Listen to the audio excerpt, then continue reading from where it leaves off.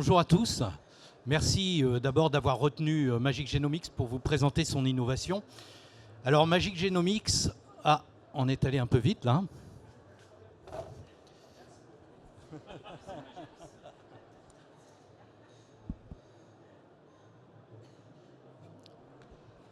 Magic Genomics est né quand j'avais 50 ans. J'en ai 58 aujourd'hui. Pourquoi 50 ans? Parce qu'avec 3 copains, on s'était fixé des challenges un peu dingues, comme celui de courir un marathon. Pour Nicolas, avec la veste jaune, ça n'a pas été très facile par la suite, parce que dans la foulée des 50 ans, il a passé une coloscopie préventive. On lui a diagnostiqué un cancer du poumon non à petites cellules, asymptomatique, métastatique. Il a eu 5 chimiothérapies et il est mort. Et je suis resté peut-être pendant 6 ans avec cette interrogation. Est-ce que c'est le traitement qui l'a tué ou est-ce que c'est le cancer qui l'a tué? Et c'est de là qu'est parti Magic Genomics. En fait, en oncologie, décidément, je crois qu'il y a une animation sur les slides. Voilà. En oncologie, on a vraiment besoin d'une médecine de précision. Aujourd'hui, il y a énormément d'innovations qui arrivent sur le terrain. Maintenant, est-ce que ces innovations sont suffisamment précises pour nous apporter la réponse dont on a besoin? Pourquoi? Parce qu'il est essentiel de prescrire le bon traitement au bon patient et au bon moment. Parce qu'il faut favoriser la désescalade thérapeutique. On prescrit trop, parce qu'il faut rationaliser les dépenses en matière de traitement.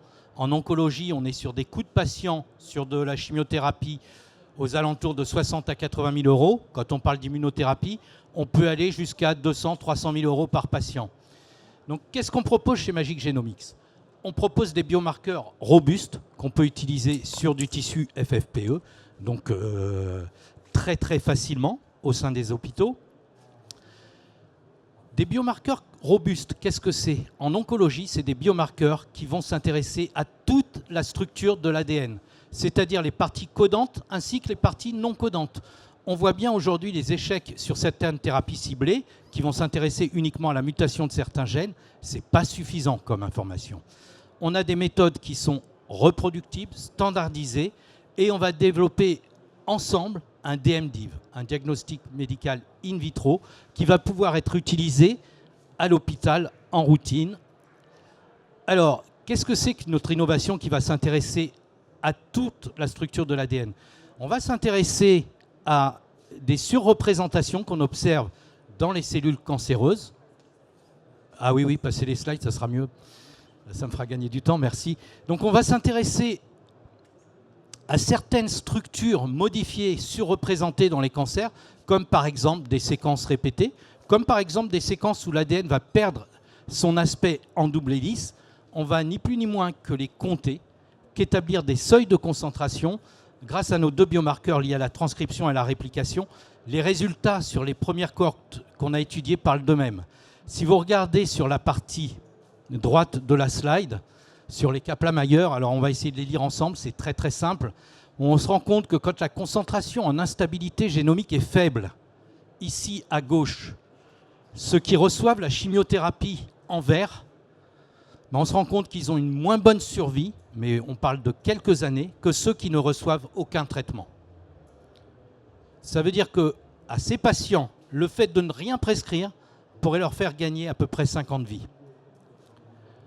On est dans des zones où les traitements sont délétères.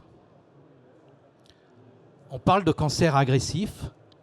Ici, on a montré que quand la concentration en instabilité génomique est modérée ou moyenne, souvent c'est des formes très agressives de cancer et c'est là où la chimiothérapie marche le mieux. Donc c'est là où il faut être capable d'identifier ces patients chez qui la chimiothérapie va marcher. Et ici, on a identifié une catégorie de patients, finalement, qu'on leur prescrive ou pas la chimiothérapie. En termes de survie sans métastase, c'est pareil. Alors non, c'est pas pareil, parce qu'ils vont recevoir de la chimiothérapie, donc ils vont bénéficier, si je puis dire, que des effets toxiques de la chimiothérapie. Donc important d'avoir cette notion aujourd'hui, de travailler sur l'instabilité génomique cellulaire qui va inclure la partie codante et la partie non codante. Si on avait des doutes sur ce qu'était le dark génome, En fait, chez Magic Genomics, on est en train de le décoder. On peut peut-être aller à la slide suivante. Alors en pratique, avec les hôpitaux, comment ça marche? Dans le cadre d'une RCP, on va demander une biopsie de la tumeur. Alors aujourd'hui, avec Magic Genomics, on travaille sur des biopsies solides. À partir de la biopsie solide et du séquençage de l'ADN, on va pouvoir détecter les mutations et notre logiciel va être capable d'analyser ce nombre de mutations pour déterminer les seuils et classer les patients.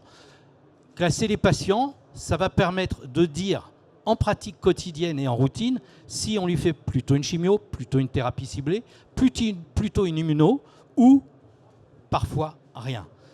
Il y a eu un congrès français du sarcome qui s'est tenu il y a quelques mois, c'était en juin, le groupe français du sarcome.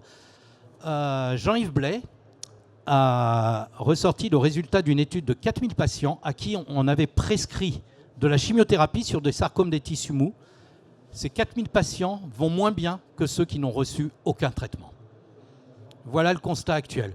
Donc aujourd'hui, il est temps de trouver des solutions qui soient vraiment bénéfiques pour le patient, qui puissent nous permettre de pousser la porte de la médecine personnalisée grâce à l'analyse du génome. Merci et je suis ouvert à toutes vos questions.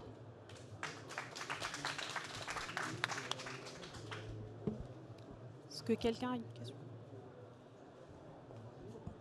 Merci beaucoup. Dans les marqueurs que vous analysez, vous avez parlé de marqueurs d'instabilité génomique. Est-ce que vous avez identifié des susceptibilités spécifiques autres que celles-là à certaines chimiothérapies ou dans certains cancers?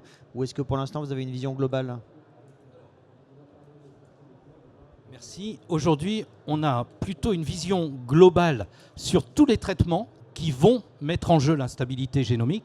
Donc que ce soit les chimiothérapies ou que ce soit les immunothérapies. On a quelques preuves de concept qui ne sont pas encore publiées, mais sur les cancers du poumon à non à petites cellules, par exemple, avec des immunothérapies. On travaille sur le cancer de l'ovaire. Également, on travaille sur le cancer du sein triple négatif et sur notre première publication, qui sont les sarcomes et les légumiosarcomes. Bien sûr, madame, pardon.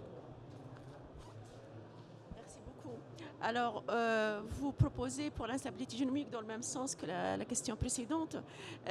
Vous avez plusieurs types d'instabilité génomique, vous avez beaucoup de mécanismes et vous touchez aussi à une séquence qui est restée toujours la boîte à Pandore en recherche, qui est les séquences répétitives. Moi, je sais très bien de quoi je parle parce que je travaille là-dessus.